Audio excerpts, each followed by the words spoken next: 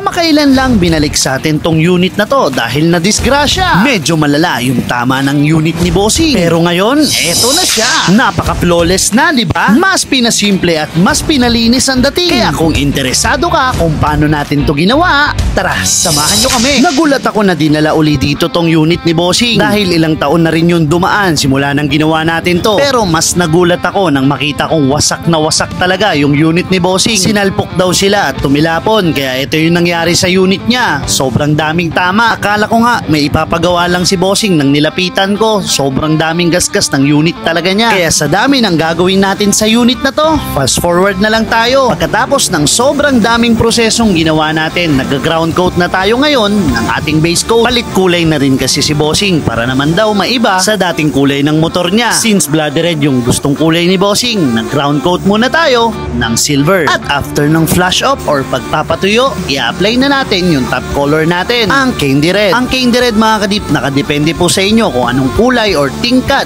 na gusto nyong palabasin. Pero si Bossing kasi gusto niya yung dark, tapos pag tinamaan ng araw or ilaw, ganito yung magiging effect niya. After ng ilang coats na ginawa natin, eto na siya mga kadip, ready na for clear coating. Pero hindi ko na i-flex yun para hindi na rin tayo tumagay. Kaya proceed na tayo sa hydro dipping process natin. May mga parts kasi si Bossing na pinaka-carbon look sa atin. Kagaya na lang nitong gas-gas niya na air filter at crankcase cover, at para masulit na rin daw ni Bossing yung pagpapagawa niya. At dahil twill carbon lang din naman ang naisip ni Bossing na ipagawa sa atin, sabay-sabay na natin tong ilulubog para mas mabilis nating matapos tong project na to. At pagkaahon, eto na sila mga kadip. All goods naman at iisa lang ng takbo kahit yung hinabol nating maliit na parts.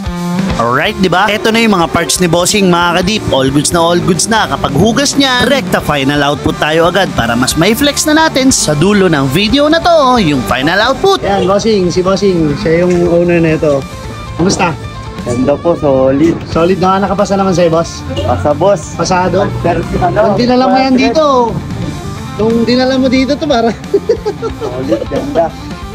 all goods naman. Parita ko 1 to 10. 100. 100. Ganda. Solid. Baka may gusto yung shoutout si Bossing. Shoutout sa taga-Pao dyan. Love you. Hey! Baka nakalimutan mo si baby girl. Wala. Bossing.